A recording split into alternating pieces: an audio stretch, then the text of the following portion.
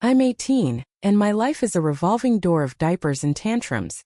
Last night, Mom dropped a bomb that made my world tilt. She's pregnant again, her 7th kid. I'm Emma, the eldest of what's about to be 7 siblings in a house that's more chaos than home.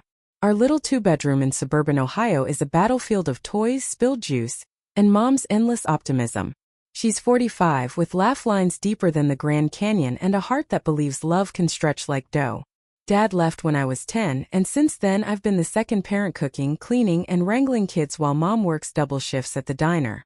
I don't resent her. I just don't know who I am outside of this. Yesterday we were all crammed in the living room, the TV blaring cartoons to keep the younger ones, Lila 12, Max 10, Sophie 8, Ben 6, and Mia 4, from tearing each other apart. I was scrubbing spaghetti sauce off the couch when Mom walked in, her apron still tied from work, her face glowing in a way I hadn't seen in years.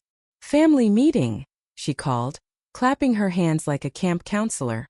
The kids groaned but gathered, and I felt a knot in my stomach. Mom's meetings usually meant bad news, like the time she lost her second job, or when we had to move because rent went up. "Guys," she said, her voice soft but trembling with excitement, "I'm pregnant. You're getting another sibling." The room froze. Lila dropped her phone. Max snorted, thinking it was a joke. Sophie clapped, clueless, while Ben and Mia just kept fighting over a toy truck. Me? I felt like someone had punched me in the chest. Another baby?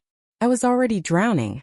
I'd given up debate club, prom, even my part-time job at the library to help raise the kids. My dreams of college, of studying marine biology, felt like a fairy tale I'd outgrown.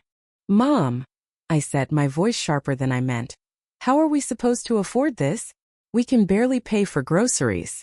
Her smile faltered, but she straightened, brushing a strand of graying hair behind her ear. "We'll make it work, Emma. We always do. Love finds a way." Love? Love wasn't paying the electric bill or buying new shoes for Mia, who was outgrowing hers every 6 months. Love wasn't getting me to my SAT prep classes or giving me a single night to just be a teenager. I loved my family, but I was done being their backbone. That night I lay awake in the room I shared with Lila and Sophie, listening to their soft snores.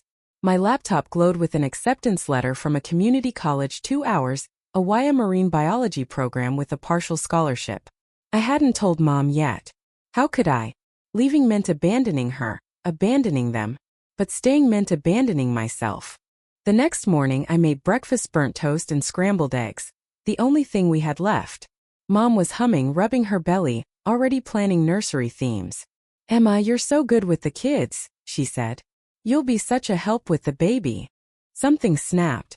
"No, Mom," I said, slamming a plate down harder than I meant. "I'm done. I'm not raising another one of your kids."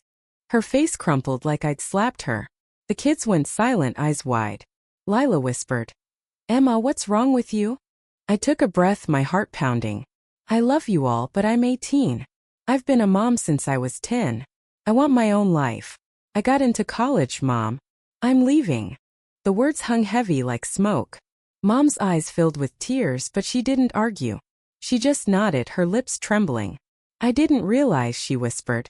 "I thought you were happy helping." Happy? I wanted to scream. Instead, I grabbed my jacket and walked out, needing air, needing space. The neighborhood was quiet, the kind of quiet that feels like it's holding its breath.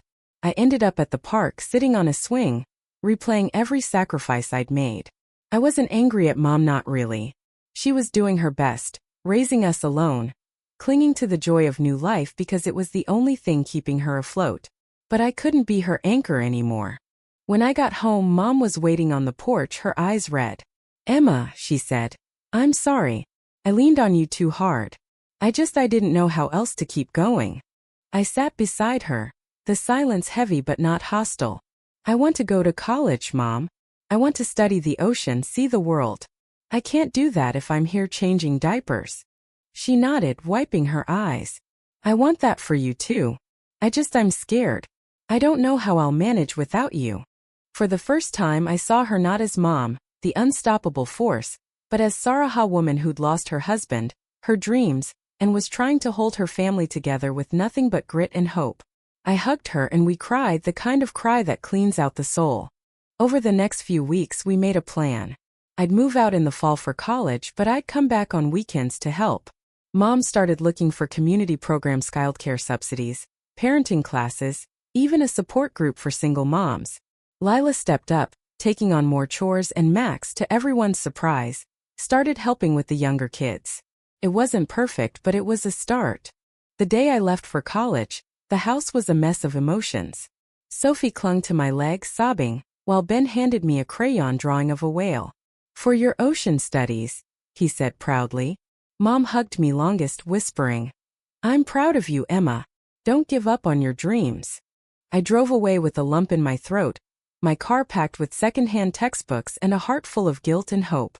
I wasn't abandoning them, I was building a life that could one day lift us all.